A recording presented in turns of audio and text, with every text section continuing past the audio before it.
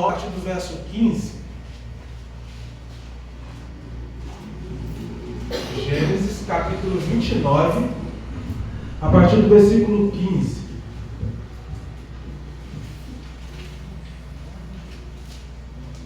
Gênesis 29, a partir do verso 15.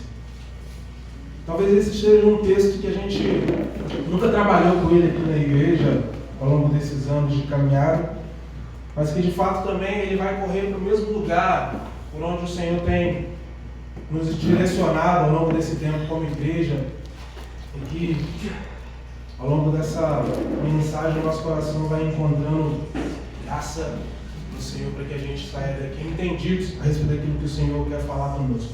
Gênesis capítulo 29, a partir do verso 15, diz assim então a palavra do Senhor.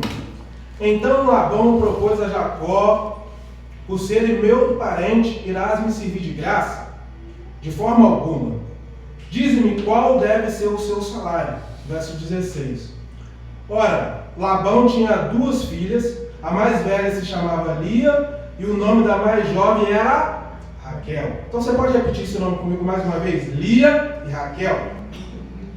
Repete. Lia e Raquel. Isso. Os olhos de Lia eram meigos, mas sem brilho. Raquel, entretanto, tinha um belo porte e um lindo rosto. Como Jacó estava apaixonado por Raquel, logo respondeu: trabalharei 7 anos para o Senhor, a fim de poder me casar com Raquel, a tua filha mais nova. Ao que Labão redarguiu: e o melhor será concedê-la a ti, a do que um estrangeiro. Fica, portanto, comigo. Jacó serviu então por amor a Raquel durante quantos anos? 7 anos. Mas lhe pareceram como poucos dias, de tal modo que ele a amava.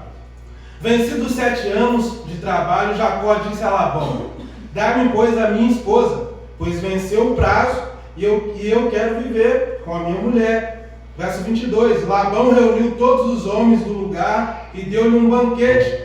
Contudo, ao cair da noite, tomou a sua filha Lia e a conduziu até Jacó, e este teve relações com ela. E Labão também entregou Zilpa, sua filha Lia, para que ela dedicasse ao serviço dela. Chegou a manhã e eis que Jacó percebeu que havia dormido com Lia. Por isso saiu correndo e reclamou com Labão: que foi que me fizestes?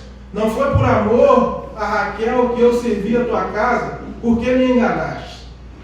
Labão ponderou: ora, não é tradição na nossa região casar-se a filha mais nova antes da mais velha.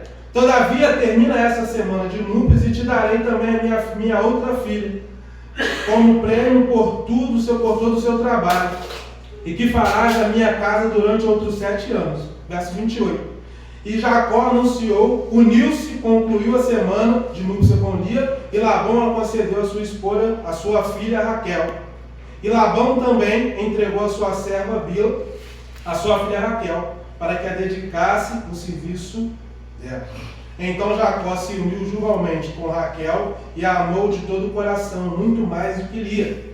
E ele lhe serviu a casa de seu tio ainda outros 7 anos. Amém, meu irmão? Glória a Deus. Vamos orar. Pai, nós te amamos, Senhor. Nós te pedimos que a tua palavra, que por si só fala ao nosso coração, possa produzir no nosso coração sementes de esperança, sementes de certeza, e que nós não saiamos daqui confundidos, Senhor. Nós entendemos porque trabalhamos no reino. Nós entendemos que o nosso trabalho no reino não é vão. E por isso o nosso coração se alegra no Senhor por todos os dias. Amém? Glória a Deus. Meus irmãos, nós podemos concluir, se você fizer uma alta análise comigo, você vai perceber que no mundo que nós vivemos hoje, ele é governado por uma lógica. E essa lógica que governa o mundo é a lógica do mérito. Por exemplo, se você quer passar num concurso, você precisa estudar. Se você quer colher algo ao longo de uma colheita, você precisa primeiramente plantar. Se você deseja um diploma, você precisa se dedicar a algum curso. Então, o que governa o mundo, a lógica que governa a nossa sociedade hoje é a lógica do mérito. Se você trabalha, você espera no final do mês receber o seu salário. Ora, então nós trabalhamos por quê? Porque no final do mês nós queremos receber. Você não trabalha apenas porque você ama o seu patrão. Você não trabalha apenas porque você ama a sua patroa. Você não é apenas um empregador porque você ama os seus funcionários. Pelo contrário, nós trabalhamos pela honra do mérito. Nós trabalhamos esperando no final de tudo receber aquilo que nos foi proposto. Não é verdade, meus irmãos? Isso, de vez em quando, tenta influenciar no nosso relacionamento com Deus. Porque, por vezes, essa lógica tenta entrar no nosso coração e os nossos relacionamentos individuais, os nossos relacionamentos coletivos, no conjugal ou até mesmo no profissional, por vezes influencia na maneira que nós vamos nos relacionar com Deus. Por exemplo, com o seu patrão, você trabalha esperando que ele te pague no final do mês. Só que com Deus, talvez, por muitas vezes e até mesmo por engano, nós também trabalhamos com essa lógica. Nós fazemos as coisas de Deus esperando que no final de tudo nós sejamos abençoados por Deus. Então, por vezes, a lógica do mérito, ela interfere na nossa vida, ela interfere no nosso relacionamento com Deus. A religião vai dizer algo, a religião diz: trabalhe para você ser aceito, obedeça para você ser amado, faça para você receber. Se a gente olhar a lógica da religião é essa: trabalhe para que você seja aceito. Faça para você merecer. Obedeça para você ser amado por Deus. Enquanto nós vamos olhar para a lógica do Evangelho, o Evangelho é totalmente uma lógica contrária a essa. No Evangelho você já foi amado em Cristo Jesus. No Evangelho você já foi salvo em Cristo Jesus. Pelo Evangelho você já vive para a glória de Cristo. Então são lógicas totalmente diferentes. Enquanto a lógica do mérito ou a lógica da religião diz que eu tenho que fazer para ser amado, a lógica do Evangelho diz que eu já fui amado em Cristo Jesus. A religião é como se ela tentasse levantar uma escada para que nós de alguma forma pudéssemos alcançar a Deus. Enquanto o Evangelho nos mostra que Deus desceu essa escada da religião para alcançar homens simples como eu e você. Então a gente vai começando a perceber que a lógica do Evangelho é uma lógica totalmente diferente da lógica do mérito. Porque se o mérito vai dizer que eu preciso subir uma escada para alcançar a Deus, a lógica do Evangelho vai dizer que o próprio Deus desceu essa escada para me encontrar. E você consegue, meu irmão, perceber essa diferença? Que enquanto você consiste em fazer esforço para se achegar mais perto de Deus, Deus está descendo essa escada da religião para poder te encontrar. Ou seja, não é pelos nossos méritos que nós vamos a Deus, mas é porque Deus decidiu descer essa escada da religião e por isso Ele nos encontra onde nós estivermos. Se a gente olhar para essa história de Jacó, de Gênesis 29, que nós conseguimos ler, que nós lemos aqui, nós vamos encontrar uma verdade. Jacó não é um modelo perfeito de salvação. Pelo contrário, se a gente for olhar a história de Jacó, até Jacó chegar no capítulo 29, a gente vai ver que Jacó chega em Harã de forma diferente daquele que ele ia encontrar, de forma diferente que ele queria chegar. Jacó está chegando em Harã, fugindo do seu irmão. Seu irmão está irado porque ele foi enganado. Então Jacó chega nesse lugar não como herói. Jacó chega na casa de Labão não como alguém digno de alguma coisa. Jacó não chega na casa de Arão como alguém que tem méritos na mão para dizer: olha, eu quero casar com a sua filha porque eu sou muito bom. Se a gente olhar a história de Jacó, Jacó não tem glória alguma. Pelo contrário, se a Bíblia vai dizer que o inimigo ele é o acusador, por vezes a Bíblia vai dizer também que Jacó foi o enganador. Se a gente pudesse se aprofundar um pouco mais na história de Jacó, e se a gente pudesse pegar pesado com Jacó, talvez a gente já diria que Jacó foi um homem safado, pro mal ou mau caráter. Jacó não foi alguém cujos olhos deles estavam voltados para a realidade do Evangelho. Jacó não era alguém digno, Jacó não era alguém desejado indesejável, Jacó não era alguém com uma índole intocável, Jacó não era um homem de uma moral aceita pela sociedade, Jacó não era exemplo de nada. E quando Jacó chega na casa de Labão, Jacó vai da casa de Labão para servir por Labão. Perceba, meu irmão, que ainda assim nessa história de Jacó, nós podemos ilustrar duas realidades espirituais aqui. São estas que eu já falei com você. Deus nos dá aquilo que Ele jamais poderia nos dar. Deus nos dá aquilo que jamais poderíamos conquistar com os nossos próprios méritos. Olhando para essa realidade, olhando para essa história de Jacó, a gente pode fazer essa análise de alguém que trabalha porque recebeu algo que não. Eu queria, meu irmão, nessa noite te fazer uma pergunta. Uma pergunta que talvez pode definir a sua vida. Você tem certeza da sua salvação?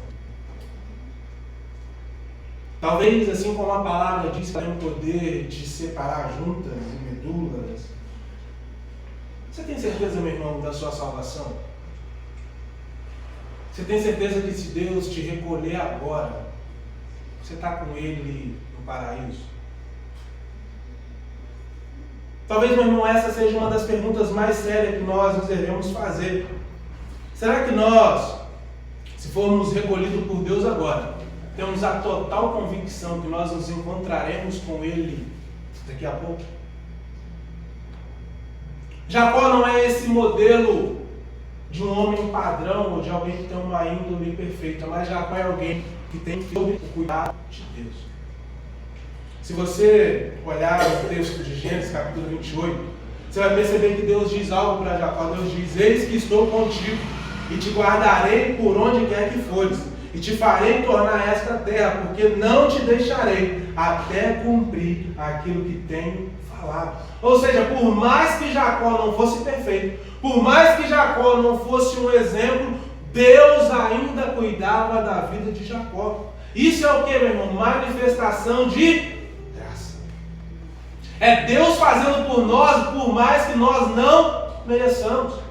Deus ainda continua cuidando da gente, por mais que eu e você não merecemos o cuidado de Deus. Deus continua nos cercando, Deus continua nos guardando dele, por mais que em nós não haja razão alguma, não haja mérito algum, não haja benefício algum. Ainda assim Deus continua nos guardando, porque Deus é fiel para cumprir. Por mais que o homem seja infiel, Deus ainda continua guardando a vida do homem. Você consegue compreender isso, meu irmão e minha irmã? Que por mais que existe duas lógicas de mérito e graça, Deus continua nos guardando, mas o que vai definir o que nós carregaremos ao longo dessa mensagem é como nós nos comportamos a respeito dessa história de salvação. E é sobre isso que eu queria falar com você nessa noite, é sobre a nossa salvação. É sobre a minha e a sua salvação, como nós encaramos essa realidade da salvação e como nós nos comportamos a respeito da nossa salvação. Porque a nossa salvação não é por mérito, a nossa salvação é por graça. E por vezes, meu irmão, se você viver uma salvação, se você viver na perspectiva de que a sua salvação é por mérito, você vai se frustrar e você vai se cansar. E é por isso, meu irmão e minha irmã, que tem muitas pessoas cansadas na vida da igreja. Porque as pessoas estão achando que a salvação é por mérito, enquanto a nossa salvação é por graça.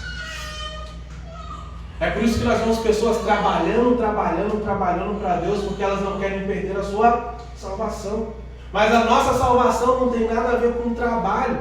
A nossa salvação é por graça.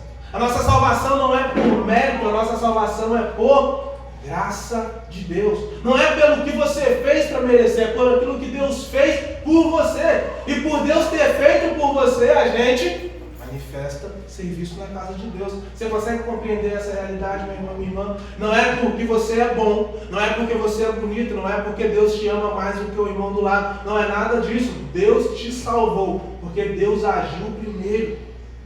Não é por aquilo que você fez, não é por aquilo que eu fiz, é por aquilo que Deus fez a nosso respeito. Então a minha salvação e a sua salvação não tem a ver com o nosso serviço. Ela tem a ver com graça. Perceba, meu irmão, uma coisa, uma realidade. Jacó vai dizer no texto de Gênesis capítulo 20, no texto de capítulo 29, no verso 20, ele vai dizer: assim serviu Jacó 7 anos por Raquel, e eles lhes pareceram como poucos dias, pelo que ele amava muito. Jacó trabalhou porque ele tinha um objetivo: trabalhar para receber Raquel. Cada dia de trabalho de Jacó, Jacó não perdia de vista o seu alvo, que era o quê? Raquel. Olha, Jacó vai trabalhar 7 anos na casa de Labão, mas Jacó, no final dos 7 anos, ele estava esperando receber o quê? A sua esposa. Ou seja, meu irmão, vou te trazer para dentro dessa realidade dos solteiros que a gente tem aqui. Imagine você trabalhar por 7 anos para garantir a sua esposa, a sua amada, e no final de tudo isso você ser enganado. Qual seria a motivação do teu coração em trabalhar mais 7? Qual seria a motivação do teu coração em querer trabalhar para produzir sem ter recebido aquilo que você gostaria de receber? Essa é a nossa história, meu irmão, é a história da minha e da sua salvação em Cristo Jesus. Quando nós trabalhamos por mérito, nós recebemos aquilo que vai nos frustrar. Quando nós trabalhamos na nossa perspectiva de salvação, por aquilo que eu faço para Deus, a única certeza que eu tenho é que no final de tudo eu vou me cansar e vou me frustrar. Perceba, certa vez um homem disse que a salvação ela poderia ser considerada para aqueles que trabalham ou que têm essa perspectiva de salvação pelo mérito, pelos seus esforços ou pelo seu serviço, é que a salvação poderia ser equiparada a um comprimido de Sorrisal. Todo mundo aqui a gente já tomou Sorrisal pelo menos uma vez na vida, já ou não já? Ou pelo menos já viu qual é o seu funcionamento. Perceba, meu irmão, que é como se você carregasse um comprimido de Sorrisal e você tivesse um rio à sua frente para você atravessar. E para aqueles que vão atravessar com os seus próprios esforços, esperando encontrar a salvação ao outro lado do rio, ou esperando carregar nos seus braços ou nas suas mãos a salvação até o outro lado do rio, a única certeza que essa pessoa tem é que ela irá se frustrar. Por quê, meu irmão? Imagine você atravessar um rio carregando na sua mão um comprimido de Sorrisal. A cada abraçada que você dá, o que acontece? Aquilo vai se dissolvendo, se dissolvendo, se dissolvendo, até que você percebe que já não tem mais nada na sua mão. Por quê? A salvação que você por tanto prezou, a salvação que você por tanto lutou com seus méritos, com seus esforços, ela se desfez da sua mão. Por quê, meu irmão? Porque a salvação não é por mérito. A salvação é graça de Deus. É como se quando você chegasse diante desse rio, quando você chegasse diante desse grande poço, e você precisasse atravessar com essa aspirina na sua mão, ou com esse comprimido de Sorrisal, é como se Deus falasse assim, a graça falasse, olha, você não precisa nadar. Existe um barco te esperando e você vai atravessar com a sua salvação. Garantido. Então perceba, o mérito vai me jogar no mar, ou o mérito vai me jogar nesse oceano, o mérito vai me jogar nesse rio, com esse comprimido de aspirina que simboliza a minha salvação, ao ponto de me fazer nadar, e na perspectiva que eu conseguiria chegar do outro lado, mas a certeza é que no meio do caminho eu iria me cansar, e a minha salvação iria se perder. Mas a graça de Deus coloca um barco no meio desse rio. E ela diz que nós precisamos subir nesse barco que é Cristo, para que nós encontremos a nossa salvação plena e segura em Cristo Jesus. Quando nós olhamos para esse texto que nós lemos, e aí a gente pode fazer esse parâmetro, Raquel, ou Jacó, a Bíblia vai dizer que Jacó trabalhou por 7 anos por Labão. E a intenção do coração de Jacó era de, no final dos 7 anos trabalhados, ele receber aquilo que estava proposto, ele receber aquilo que era por mérito dele. E a gente vai perceber que Jacó, depois de ter trabalhado 7 anos, a respeito daquilo que ele tinha combinado com seu sogro, que ainda seria o seu sogro, ele no final de tudo recebeu aquilo que ele não queria. Ele recebeu frustração no final de tudo. E a gente começa a perceber uma coisa, quando nós equiparamos essas duas noivas, ou essas duas esposas, para a salvação por mérito e para a salvação por graça, a gente vai perceber que Lia representa a salvação por mérito, enquanto Raquel pode representar a salvação por graça. Então, quando a gente olha para a figura da esposa Lia, a gente pode perceber que enquanto Jacó trabalhou por 7 anos por Labão, no final do trabalho, no final do prazo, ele recebeu a salvação que era por mérito. Mas a salvação por mérito, ela não pode ser preenchida. Ela não é algo sólido, ela não é algo que a gente pode se agarrar. Então, quando ele recebe a salvação que a gente está representando aqui como Lia, ele sai frustrado. Ou seja, Lia foi o resultado de 7 anos de trabalho na vida de Jacó. E quando ele recebe o seu salário, quando ele recebe aquilo que ele não gostou de ter recebido, ele se frustra. Se a gente olhar como pano de fundo para a obra salvífica de Deus, a gente pode perceber que todas as vezes que a gente trabalhar por mérito, o final do nosso trabalho será frustrante. 7 anos de trabalho, 7 anos doloridos, 7 anos frustrantes da sua vida sendo jogado fora, e agora ele recebeu aquilo que ele não gostaria de ter recebido. Mas o texto não para por aí, correto, meu irmão? A Bíblia vai continuar dizendo que na manhã seguinte, após ter recebido a sua esposa, ele vai até a casa de Labão e ele diz: olha, por que fizeste isso? Por que me enganaste? Então Labão diz para ele: olha, no final da semana, passado esses dias, no final de semana, eu te darei Raquel, a quem você ama. Então, se a gente olhar e fazer uma autoanálise desse texto que a gente está desfrutando, que a gente está expondo aqui nessa noite, a gente pode perceber uma coisa: que no primeiro momento, quando ele recebe a primeira esposa, ele precisou trabalhar quantos anos para receber? Vamos lá, meu irmão e minha irmã? 7 anos. Mas agora, quando ele vai receber Raquel, ele precisou trabalhar quantos anos para receber Raquel? 7. Da nossa perspectiva, por vezes, nós olhamos para esse texto de forma equivocada. Porque por vezes a gente vai perceber que Jacó trabalhou 7 anos e recebeu Lia como esposa. E depois ele trabalhou mais 7 anos para receber Raquel. Só que a lógica do texto não é essa. A lógica diz que ele trabalhou 7 anos e ele recebeu Lia como prêmio do seu trabalho. Mas depois de uma semana ele recebeu Raquel, a quem ele amava. E por isso ele trabalhou mais 7 anos. Você consegue perceber que quando nós olhamos para essa história como um pano de fundo a respeito da nossa salvação, a salvação não é por mérito. Quando nós trabalhamos por mérito, nós nos frustramos no final de tudo. Mas quando nós somos salvos e nós somos agraciados por Deus, por algo que nós não merecemos, nós trabalhamos para Deus por aquilo que nós já recebemos. E isso é graça de Deus.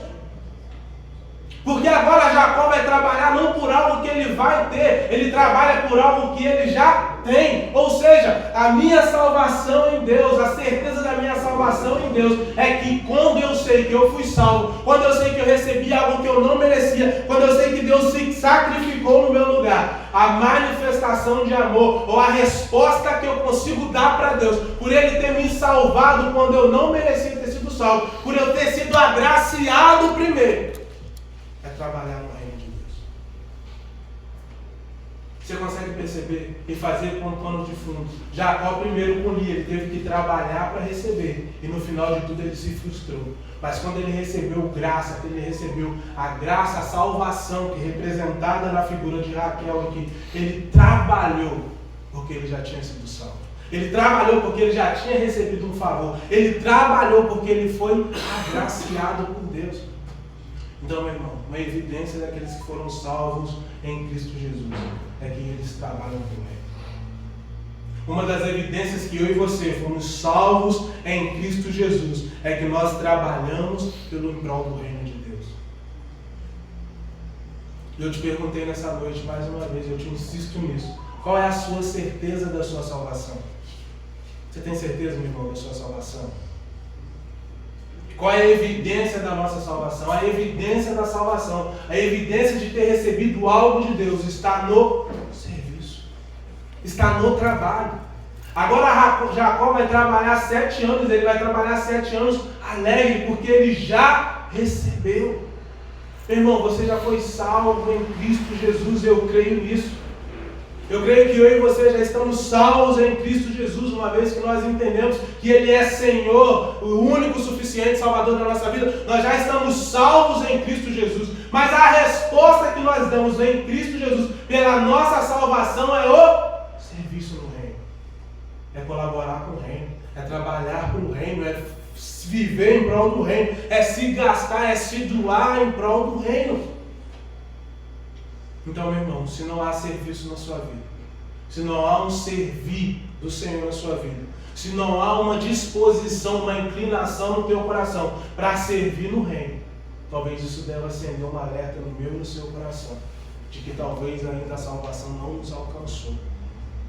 Porque para aqueles que foram alcançados por Deus, a única vontade que eles têm é de servir ao Senhor, é de trabalhar em prol do reino, é de se doar, é de se gastar a sua vida por Cristo Jesus. E se a gente olhar a respeito da vida de tantos homens que viveram a respeito do Evangelho, daqueles que foram salvos pelo Evangelho, em todos eles a gente vai ver evidências e marcas da salvação. E essas evidências estão no servir a Cristo.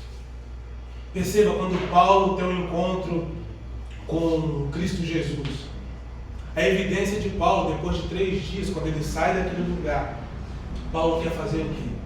Ele quer servir.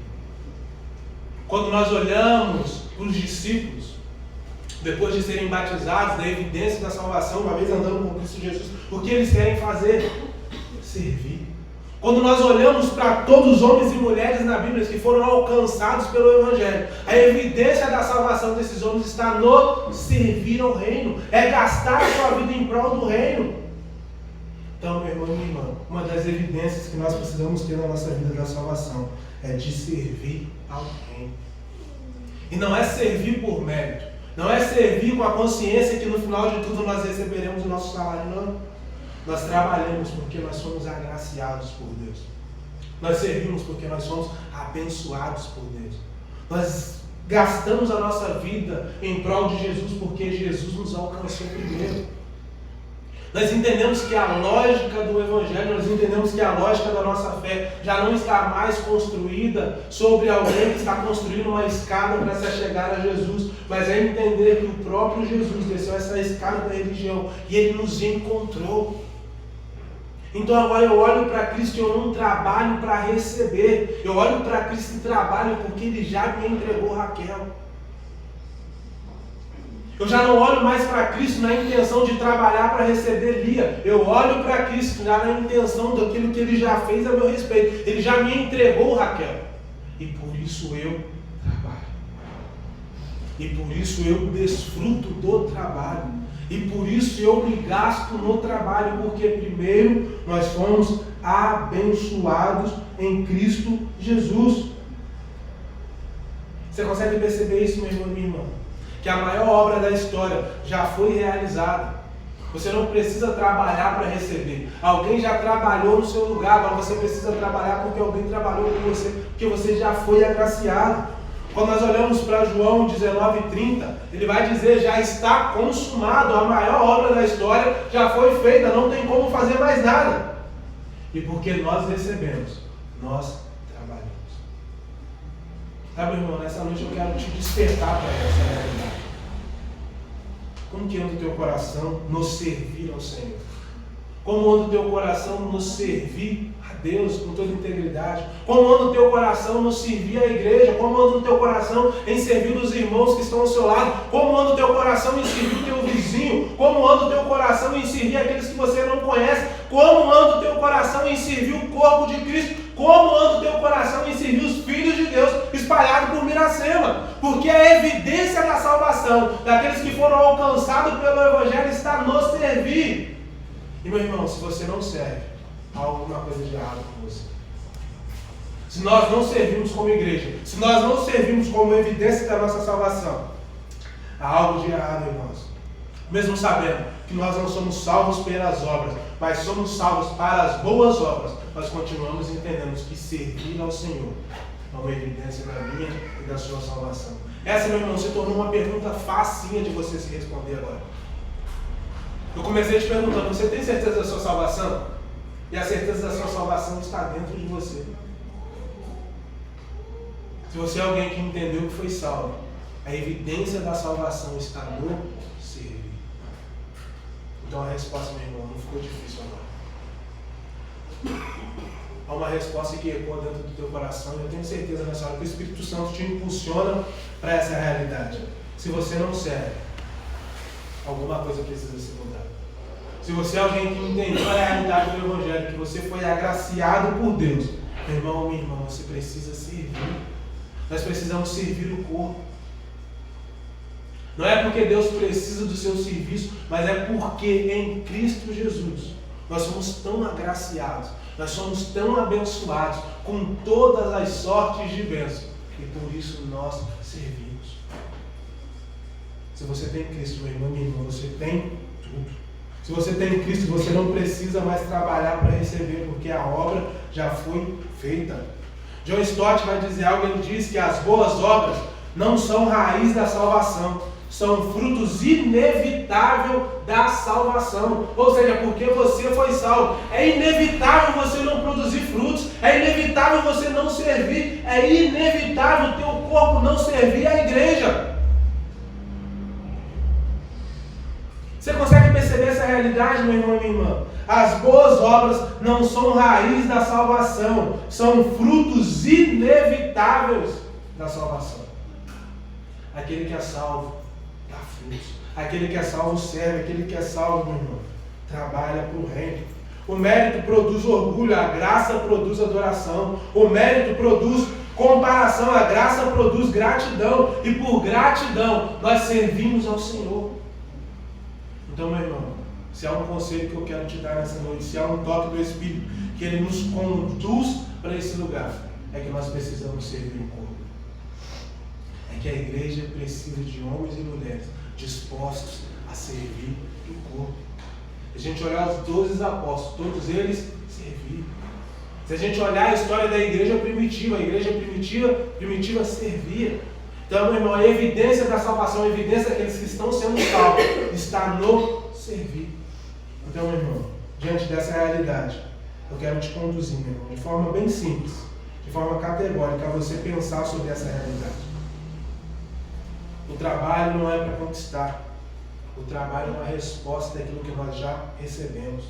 Se você olhar para Gênesis capítulo 29, verso 20, vai dizer assim: assim serviu Jacó 7 anos por Raquel, e esses lhe pareceram como poucos dias, pelo que ele muito amava. Ou seja, nós amamos tanto o Senhor, que servir ao Senhor não é um peso. Servir ao Senhor é uma dádiva. Servir ao Senhor não pode ser um peso. Servir ao Senhor é uma dádiva. Então, meu irmão, porque você foi salvo, você serve. Porque você foi salvo, nós encorajamos outros salvos a servir ao Senhor. Então, com essa realidade, meu irmão, essa perspectiva de vida, eu queria, meu irmão, te encorajar a isso como igreja. A você olhar para essa realidade cristã, para você olhar para esse pano de fundo, que simboliza Lia, que simboliza Raquel, de alguém que trabalhou 7 anos para receber algo, e recebeu aquilo que ele não gostaria de receber, mas de alguém que recebeu algo tão grandioso, e por isso ele trabalhou. A salvação, meu irmão, não te custou nada, e por isso nós servimos a Deus. Então, meu irmão, que ao longo dessa semana o Espírito Santo te conduza para este lugar, para que o teu coração seja direcionado ao servir ao Senhor. Que ao longo desses dias o Espírito Santo conduza a tua mente, conduza a tua alma, conduza o teu espírito para qual local você precisa servir, meu irmão. Sabe, Deus tem levantado nesse lugar homens e mulheres que servem ao corpo, que precisam servir ao corpo, que precisam dar resposta para essa cidade. Quando nós olhamos para Miracema, e por vezes nós olhamos para a realidade da nossa cidade, por vezes nós esperamos vir alguém, um missionário de fora, para vir aqui esfregar na nossa cara a realidade que nós já sabemos que tem em Miracema. E por vezes, quando vem alguém de fora pregar, ou quando nós ouvimos alguém falar a respeito de Miracema, de um profeta, de um pregador famoso, nós nos encantamos com isso, como se a solução estivesse numa nova profetada a respeito daquilo que Deus já sabe, que nós já sabemos qual é a realidade da nossa cidade. Mas, meu irmão e minha irmã, a realidade, a solução da nossa cidade está na igreja do Senhor. Sabe, a igreja do Senhor não precisa de novos profetas para declarar a realidade dessa cidade. A igreja do Senhor precisa de homens e mulheres dispostas a servir o Reino para mudar a realidade do lugar que nós estamos vivendo. Então, meu irmão, que nesses dias eu e você possamos olhar para essa realidade e pedir ao Senhor que, com graça, nos conduza para o centro da vontade dele, e que o nosso servir ao Senhor não seja um serviço com esperança de receber algo, mas que nós trabalhamos, porque nós já recebemos da parte de Deus. Amém, meu irmão? Você consegue compreender isso? Queria, meu irmão, te pedir que você curvasse a tua cabeça por um instante. Que você pensasse sobre essa realidade de fé e de como você tem vivido a sua vida. Será que você é alguém que tem vivido por mérito ou será que você tem vivido por graça? Será que você tem vivido como alguém que trabalha para Deus na perspectiva de receber algo em troca? Ou você trabalha porque você já recebeu algo de Deus? Sabe, meu irmão, com essa perspectiva e com esse pensamento, eu queria, meu irmão, te encorajar a você a pensar como você tem vivido a sua vida. O Senhor tem nos chamado para viver uma realidade de servir a igreja local, de servir uma cidade, de ser resposta do clamor dessa cidade. A resposta que essa cidade tanto precisa, ela não vai vir de alguém de fora. A resposta que essa cidade precisa, ela não vai vir apenas do poder público. A resposta que essa cidade precisa não vai vir apenas do poder do Estado. A resposta que essa cidade precisa não vai vir apenas do governo federal. A resposta que essa cidade precisa é de homens e mulheres que foram salvos por Deus, respondendo o chamado de servir, mudando a localidade ou o local que essas pessoas vivem através do Evangelho de Cristo Jesus. Você, meu irmão e minha irmã, é a resposta de oração de muitas pessoas que clamam a Jesus, ainda sem ter a resposta desse acesso. Você é a resposta do clamor de alguém, meu irmão e minha irmã. Eu quero te encorajar, meu irmão, com essa convicção, a você sair daqui encorajado pelo Espírito Santo, a fazer o que nós nos propomos a fazer todo final de culto, de ir pregar o Evangelho a toda criatura, batizando em nome do Pai, do Filho e do Espírito Santo. Mas que você saia daqui, meu irmão, com essa convicção, que você precisa servir, porque você foi salvo. Que você precisa trabalhar para o reino, porque você foi salvo em Cristo Jesus. Se você é alguém que tem certeza da sua salvação, você precisa servir. Se você é alguém que tem certeza da salvação em Cristo Jesus, você precisa demonstrar serviço. A obra não é a raiz da nossa salvação. A obra é fruto de uma vida transformadora pela graça de Deus. Se alguém